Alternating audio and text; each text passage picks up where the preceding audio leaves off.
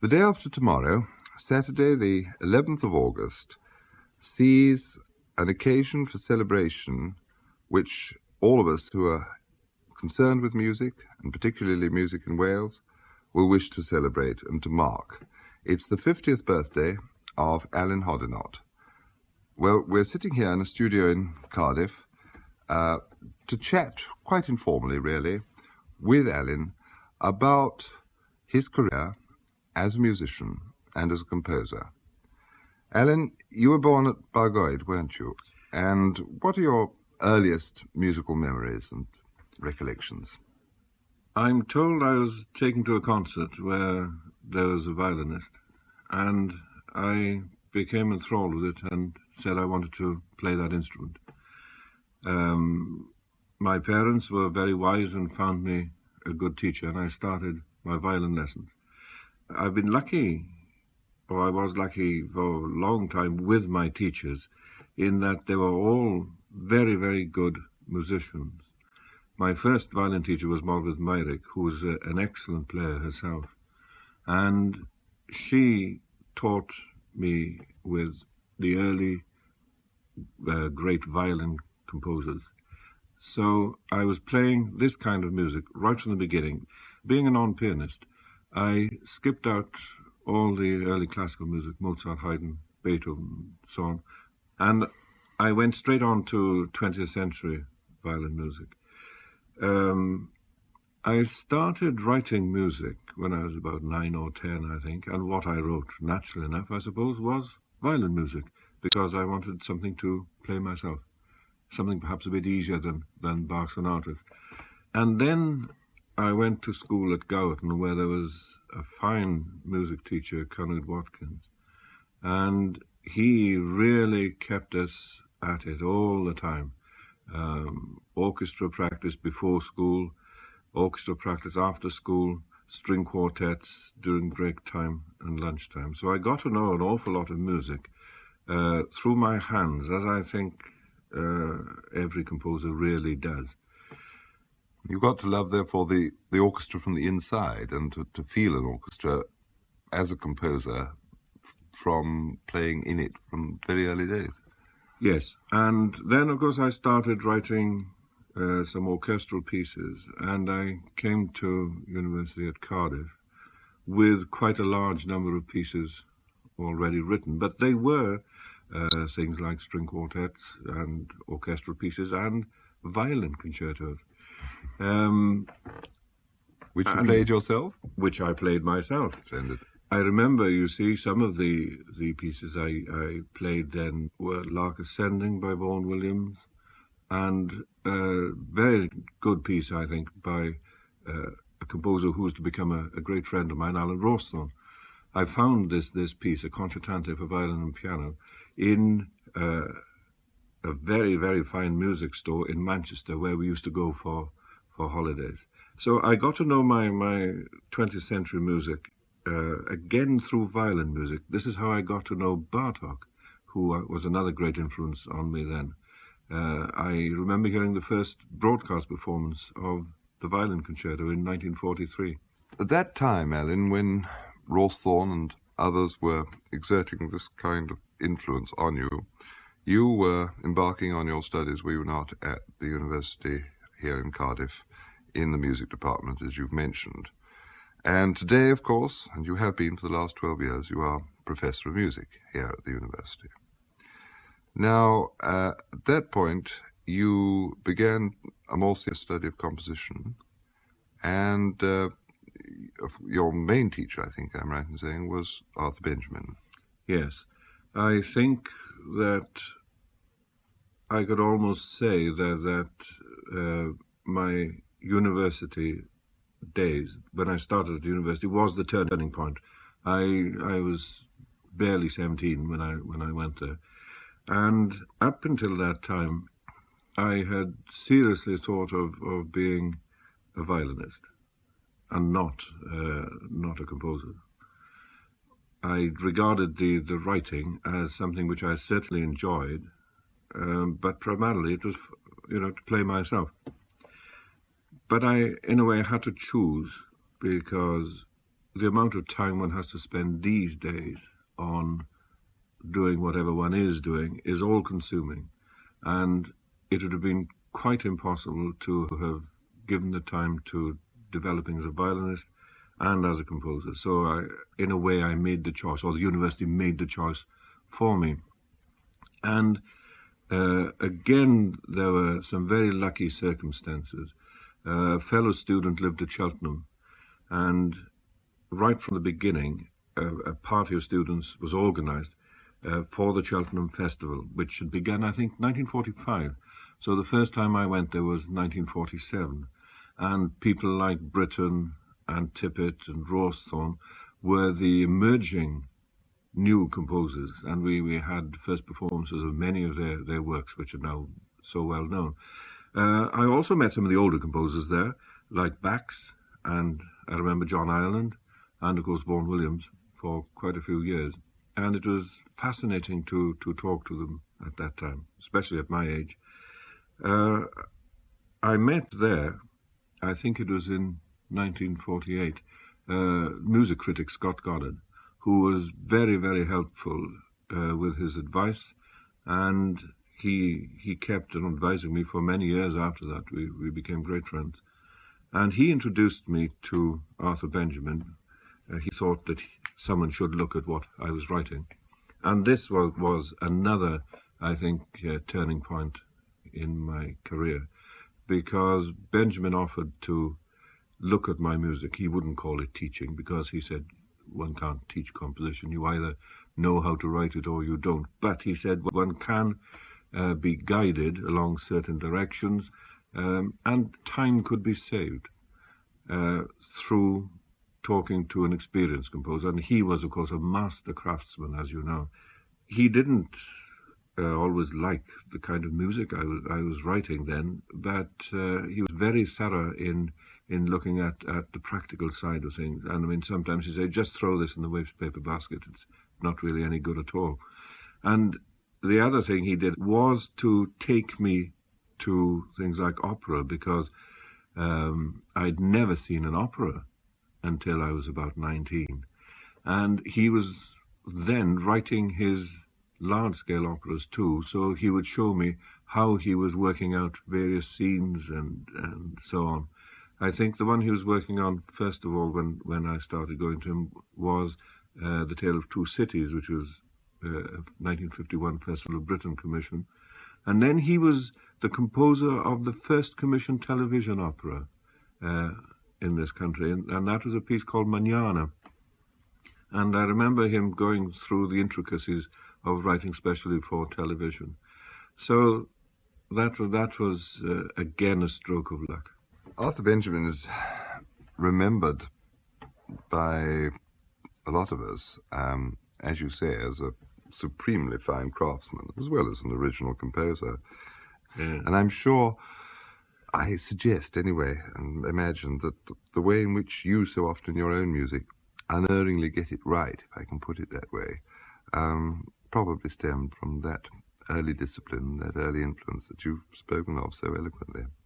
Well, one of the first works that you wrote during that period of influence and study, and which I think you regard as perhaps the last of your adolescent or formative works, was the Clarinet Concerto, was that not so? And that was the first of, I think, now 10 works that have been done at Cheltenham over the years, many of them commissions. Last month, the first performance of the new brass quintet, the Philip Jones Ensemble. To go right back to the first of those, then, the Clarinet Concerto, how do you regard that now?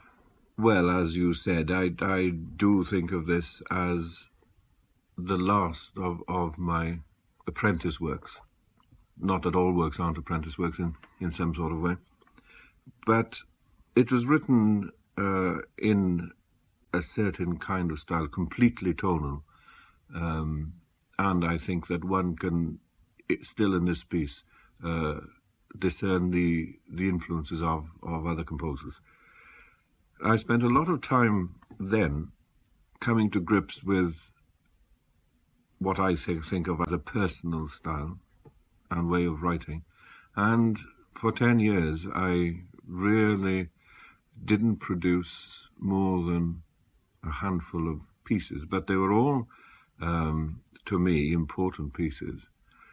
And many of them determined the kind of music I was going to write up until I think about 1972, 73.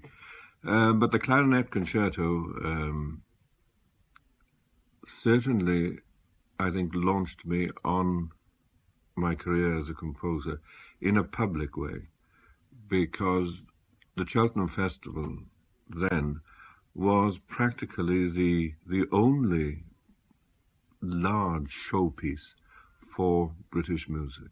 And this is where young composers and older composers had their new works played. And to have a work played at Cheltenham was a very important thing to happen to a composer. Well, that first performance at Cheltenham for you of the clarinet concerto was, I think, 1954. Yeah. That's 25 years ago. So let's split the 50 years up that we're celebrating today at that halfway point and invite listeners who are joining in this celebration with us to hear a little of the clarinet concerto.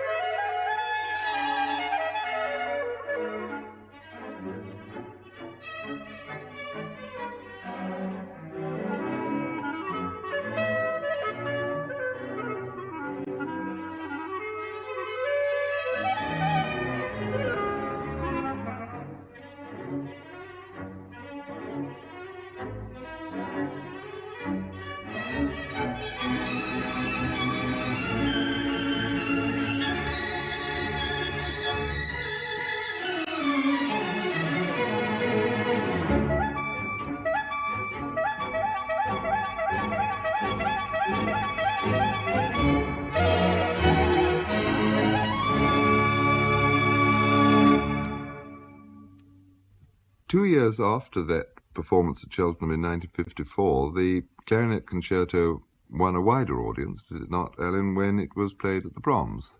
And by that time, of course, you were beginning to write many other pieces. The first work that I think of as being important to me anyway, as far as development goes, is the septet, which dates from 1956. This was commissioned by the BBC for the 10th anniversary of the third programme. And I came back to large-scale chamber music, which I'd neglected for some time. And I deliberately set myself a challenge in the nature of the piece, because I knew I really had to come to terms with writing for keyboard. And perhaps I dodged the issue a little bit in combining keyboard with other instruments. But if you look at the whole output for the next, I think 10 to 15 years at least, you can see that the large-scale works stem from the kind of piece that this septet was. I think probably the piece itself is a little too complicated. But the forms in the three movements and the type of way the music develops is what I've gone on doing. I never seem to get to the bottom of the material in one work. An example of this is a kind of passage writing that I used in my first piano concerto. And there, this particular element was a small element in the structure. In the second piano concerto, it became, or it formed, the whole of the last movement. And I finally got rid of it in the third piano concerto, where it's used as a kind of a halfway link between the first and the second concerto. And so at that time there was the septet, there was the harp concerto and the first symphony, all written, about half a dozen pieces written pretty well. You can take any one of them and they're almost like brothers and sisters. Well, let's take a section from the septet. Would you like, at this point, to I hear think, a bit of yes, that? And, we'll hear this clearly in the first movement.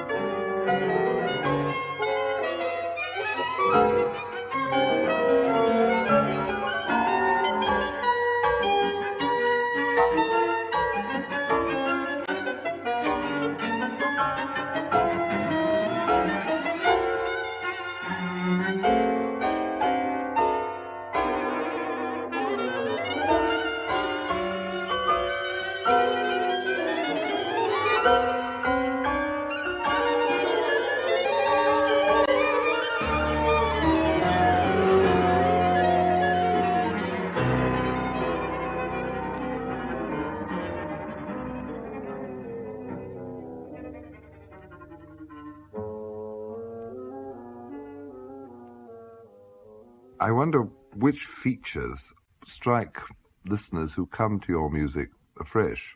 There are one or two fairly obvious features, aren't there? That you're speaking of the first piano concerto. Now, you've got no strings in that. And but you do begin at that point, am I right, if we're going to move on to something like orchestration? This is the first occasion in which you begin to show the way that you're going to follow in terms of a very exciting development of percussion. I mean, you've done more than most composers to bring the so-called kitchen department out of its back room and place it in a position of prominence in your scores and on the platform. And although perhaps you would say that in the first piano concerto there are only the seeds of that, do you look back on that as a genesis of your interest in percussion, or have I misinterpreted that? No, I think you're right in one way. You see, what I think one finds in the septet is a way of writing that's, well, I think of it as melodic. And this stems from my training as a violinist. The music develops in two ways: the spinning out of a line, and the technical problem really that I had to face with that was the combination of lines, because I don't like, in fact, much contrapuntal writing. And you can see there that I really write very little in the way of real, genuine counterpoint. So one problem I had to do was to find a way of simply writing one or at the most two lines. And to counterbalance that, one has large almost rhythmic movement of dense harmony. Here I was very influenced by Debussy, who I think is probably the greatest composer of the 20th century. And I found that one could make it rhythmically much more interesting by using percussion instruments of indefinite pitch. So I think this is one reason why I started using a lot of percussion instruments. One finds this in the harp concerto. I revised the harp concerto again, and whereas in the original version I only had one percussion player, in the revised version I had four. And I also thinned out a great deal of the harmony. But with the piano concerto was simply a circumstance. I was asked to write a work for the Wind Band Society. And I really didn't fancy this very much, just wind band, so I threw a piano in and percussion. So that really was how that work arose. But I did become more and more interested in using more and more percussion because I found that this helped me a lot in giving more color and more life to my orchestral textures. Because, as I said, of these two problems of integrating a dense harmonic background with a single line, so that it in fact didn't sound just like a tune and accompaniment. I'm often accused of not writing tunes, but the way I do write is almost entirely by line. I aim for certain structural points. The structure of a piece is very important to me. I think that for the music to come through, the intellectual side of it must be rigorously controlled. One shouldn't be aware of this intellectual approach, because if it's apparent, well, I think the piece is also a failure. So I aim to go from point to point, but I always, when I'm writing, when I'm sketching, the first sketch is always a single line from A to B. And I always think of myself as a melodic writer. But when you are writing orchestral works, you do, in fact, generally write straight onto full score, do you not? After the first my sketch, initial, yes. Oh yes. yes. But you don't do a short score and then... No. I suppose it sounds perhaps a bit arrogant to say it, but I've never consciously even thought of such a word as orchestration. I've got the sound of the orchestra so firmly in my mind, and I suppose this stems from my early days of playing in an orchestra. I'm sure many listeners at this point would be anxious to hear something of your fuller orchestral sound. The 60s saw 4 symphonies, and of course you were preparing to write one or two other very major works for orchestra, such as variants, that I hope will come to. What work would immediately spring to mind that you perhaps suggest we played here at this point, to illustrate not only things like percussion, but the whole range of orchestral sound which you were evolving at that point? I wrote a lot of music then, and I started writing my first choral pieces too, because they were asked for. But Cheltenham again was important, because the second symphony was played there in 62, and the third piano concerto in 66 with John Ogden as a soloist. And there was a huge amount of percussion writing in that, and I deliberately set out to make it a colourful score. And then, of course, I was commissioned by the Royal Philharmonic Society to write an orchestral piece, and I shall never forget the sight of the first performance there, because I had 7 percussion players, and they stretched literally from left to right in the back of the festival hall. All of them, they filled up the whole place there with the instruments. And this, of course, was variants. And that was variants too. And yeah. I think that both pieces, the piano concerto and variants, mark a development in my musical technique, because with the piano concerto I first started using note patterns. It's not 12-note music, but it's a kind of a serial technique, but only applied in a line fashion, not harmonically. And I also found some interesting formal procedures with variants. Again, you see, it goes back to my violinistic days, because I deliberately used the more baroque forms like chaconne, passacaglia, and fugue even. Let's focus on that first performance of variants. I can remember it vividly. I haven't looked it up. I think one thing one could say about colour, and you spoke of that army of percussion players right across the festival hall platform. I think the rest of the program, if I remember, was devoted to Berlioz, and on that occasion, Hoddinott was more colourful than Berlioz, which is perhaps a very significant tribute to you, Alun.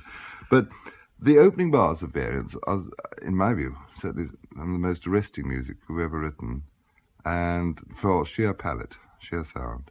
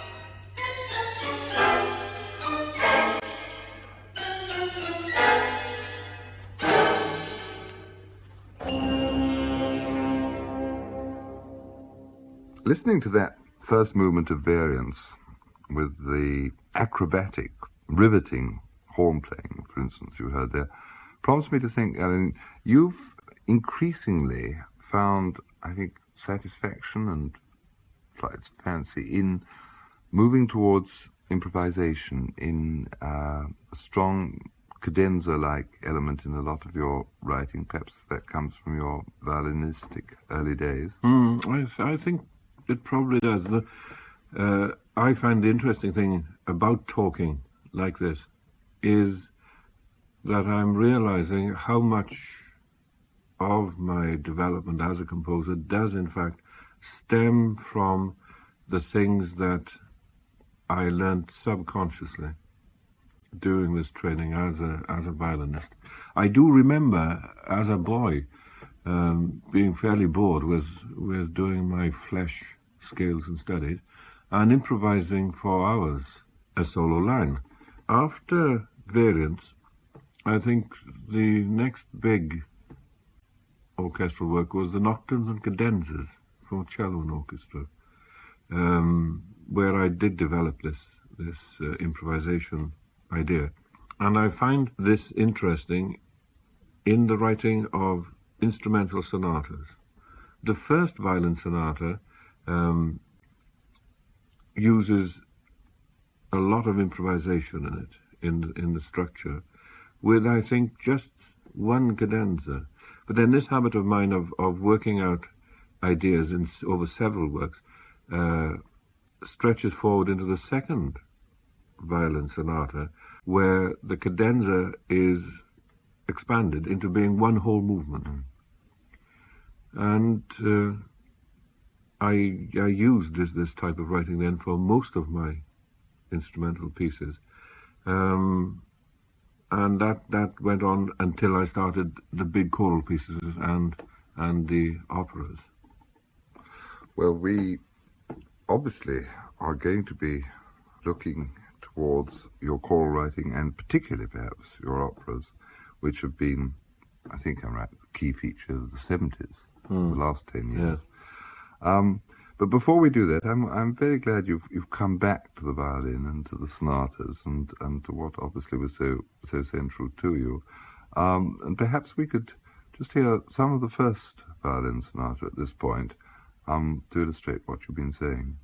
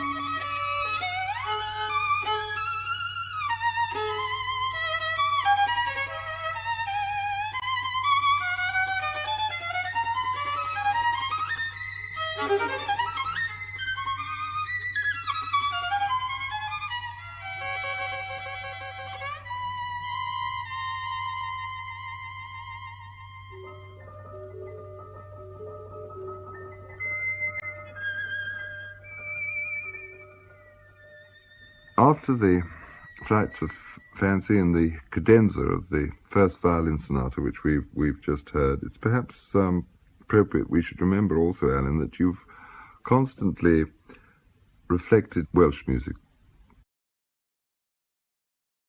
which is closer to your own hearth, as it were, And you've written 2 sets of Welsh dances. In fact, you were writing the second set, I think, just about the same time as the first violin sonata. The second set of dances was about that time, and also the investiture dances, which is essentially a third set of Welsh dances. I'd written the first set as far back as 1958, and this, in a way, was a challenge at that time because the music I was writing was very complex. I happened to meet the head of BBC Light Music at that time in London, Frank Wade, and he was saying, trouble with you composers is you write these long, serious pieces, and you don't seem to be able to write more immediately enjoyable music. So I said, well, I'll have a go, and I did.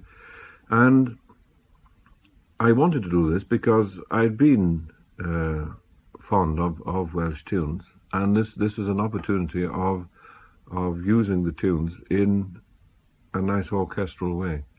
And just after that, I started writing a few film scores. And there was one the one I enjoyed doing most, in fact, was a documentary film on Pembrokeshire. And I had to write half an hour's continuous music. And this led to a further use and a deepening of my interest in folk music, because I based the whole of that score on folk tunes. I've got a dance sequence in my children's opera, which is based on Welsh folk tunes. And from time to time, I've transcribed tunes for mixed choir, for unison voices, and for male choir. And this is something I enjoy working with all the time. And I'm constantly looking at old books of tunes, because half the trouble with our Welsh folk tunes is that they're all Victorianized. And I find, particularly in the songs that I'm writing now, a certain influence of the outline of some of the tunes comes without my thinking about it. For example, the last song of my cycle Landscapes, Ynys Môn, uses the outline, and this is quite unconscious, of the old tune Bryant.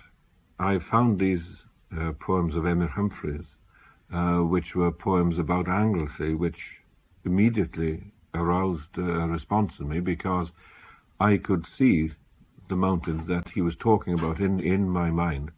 I also wanted to write a work for Stuart Burroughs. Writing for artists has always been important to me. I've been lucky, I think, in that performers seem to have enjoyed playing my music, and they do keep on asking me to write pieces for them. And I always enjoy writing for a specific singer or a performer. It's nice to know who is going to be playing the music. I do think that I shall be writing a lot more songs now, because I've got my teeth into it, and it's something I enjoy. I've tended to use descriptive or illustrative poems, particularly of the Welsh landscape.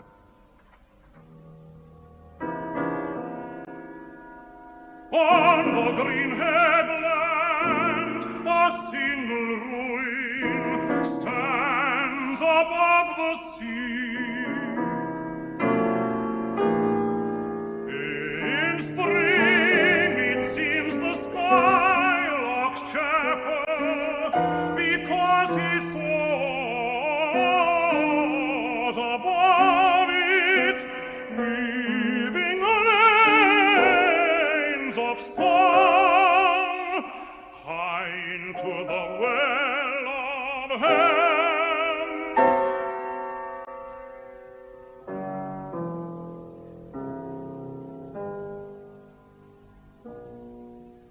In winter the cold ruin knows only the wind and the rain.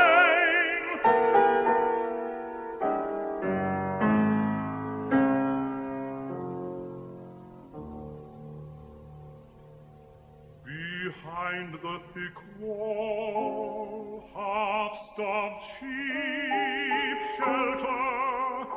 The hermit's cell is empty, the altar a fallen stone.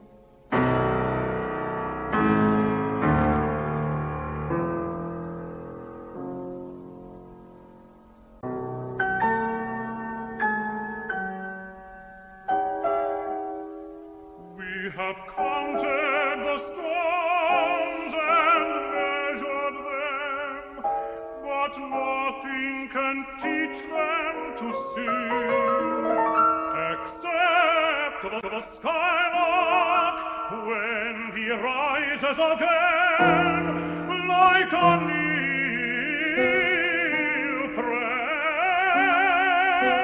to the presence of the sun. A high, strong song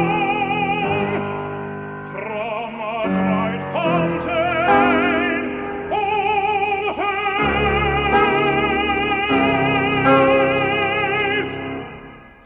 Well, there you heard Stuart Burroughs singing the last of Allen's cycle Landscapes to poems by M.A. Humphreys. You've continued to write major choral works, notably for the Three Choirs Festival and other important choral societies and choral occasions.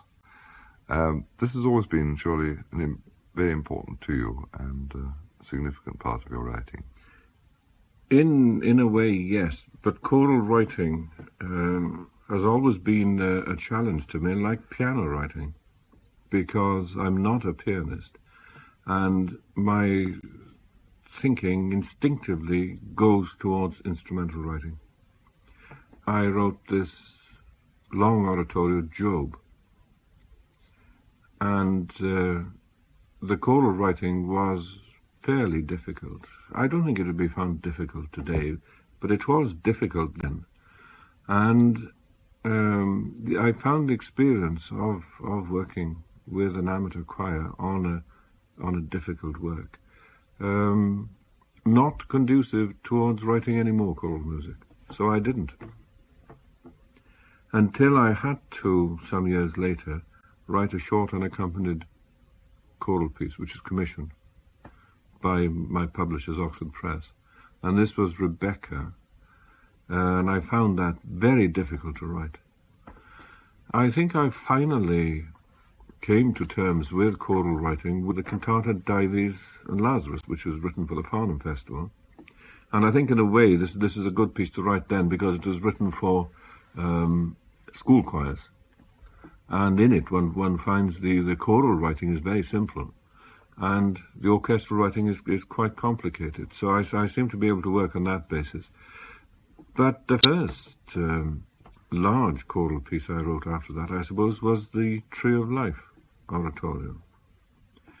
And to me, that's not an entirely satisfactory piece, because I still hadn't reconciled the simplicity of the choral writing with the complexity of the orchestral writing. But I have stuck to it, so to speak. And I think it's coincided too with not a change in my way of writing, but a broadening of the writing into more triadic sounding music. And I think that the kind of music that I'm writing now fits voices better than the orchestral music I was writing in the 60s. So the two things have come together, this broadening and simplifying of my style coinciding with writing choral pieces, and I do think they come together, which perhaps is why I'm writing more choral music now. The voice certainly is not divorced from your exciting and hugely successful operatic achievements in recent years. But before we move on to these, would you like to hear something from Dives and Lazarus to celebrate your birthday? And yes, that would be nice. I think again this is one of these works, although not a large work, is important in what it does for future trends.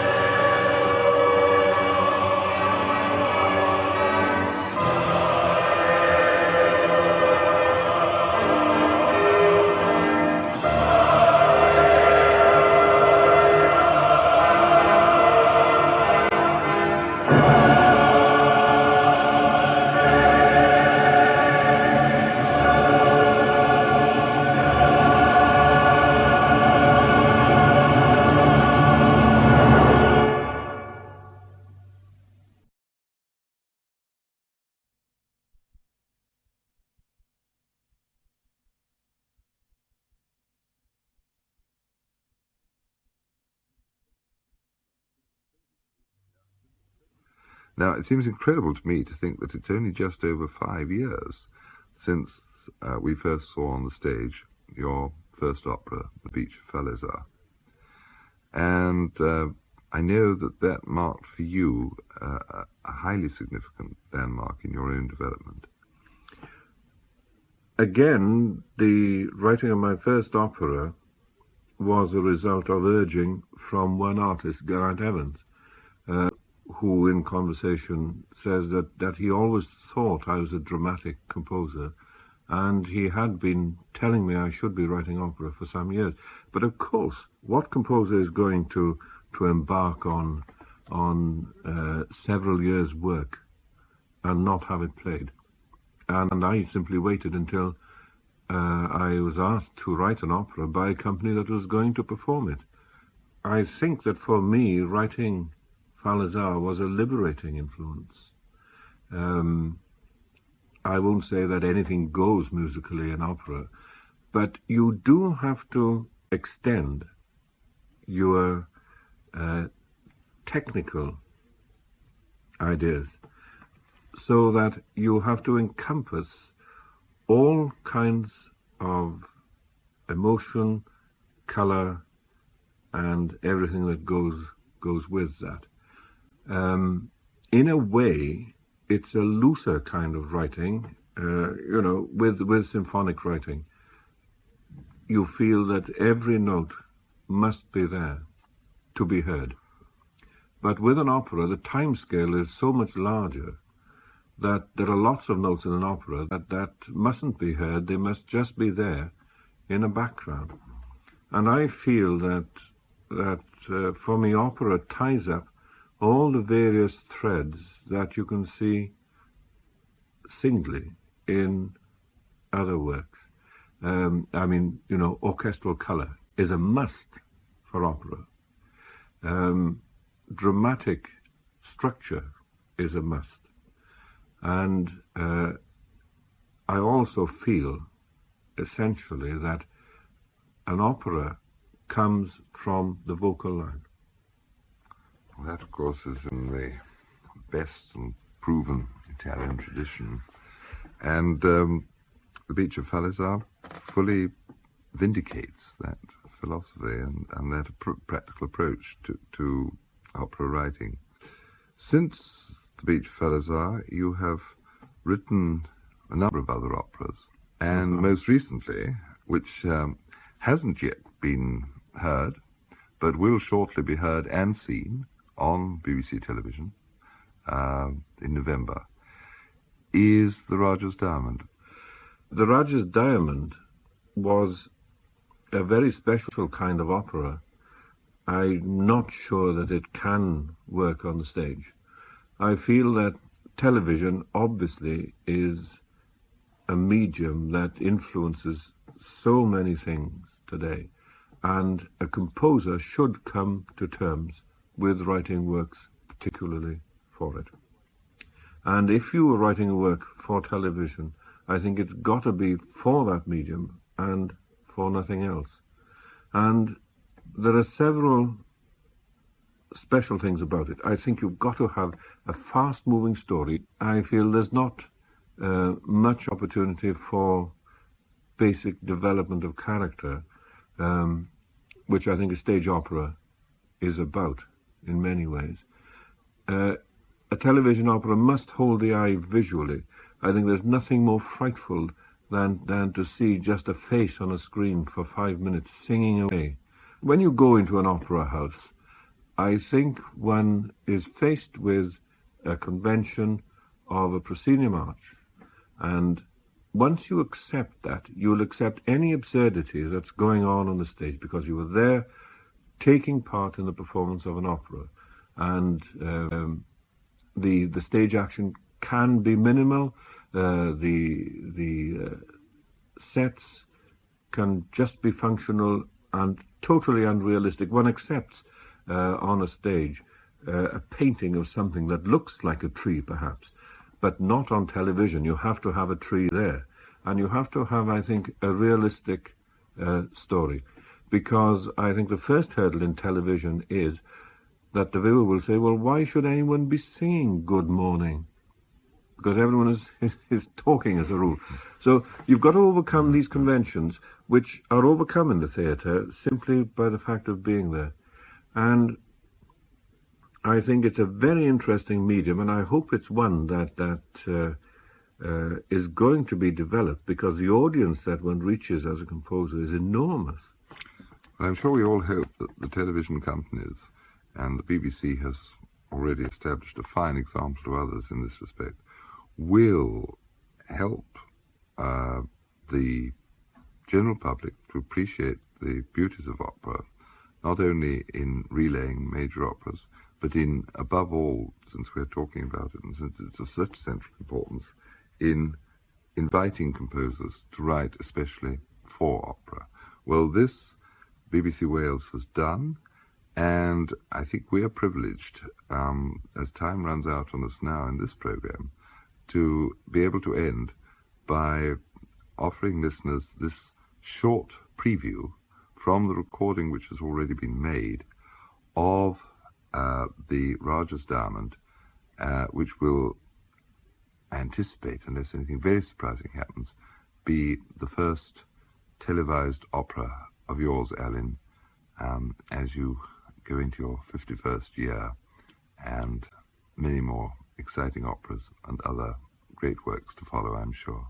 So, in thanking you for chatting about your music today, about your beliefs, about your convictions, let's end this program by listening to this excerpt from Alun's latest work and newest opera, The Rajah's Diamond, which will be seen on BBC television on Sunday the 25th of November. The scene in this short extract which you're going to hear is set in a London club in 1890. The singers are Sir Geraint Evans and Geoffrey Chard. The orchestra is the BBC Welsh Symphony, and the conductor is Robin Stapleton.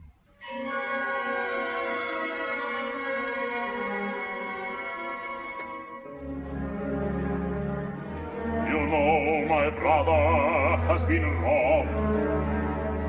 It is rumored, yes, all my lady's jewelry, priceless pearls, antique gold, necklaces of sapphire and ruby, bracelets, rings, and uncut stones, a coronet of quite amazing worth, emeralds set in diamonds, pear-shaped and over sublime color. I wouldn't mind owning it myself.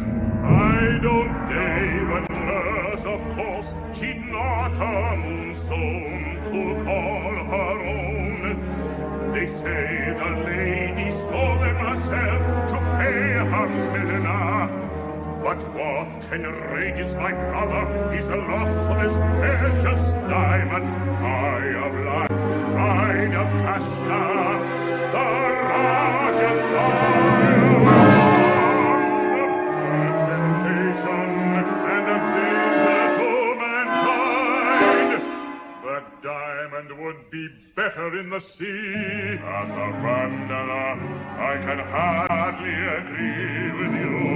Such jewels should not remain in private hands, but belong to a nation or a king.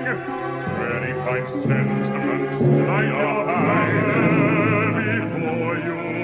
There is not a crime you'd not commit to call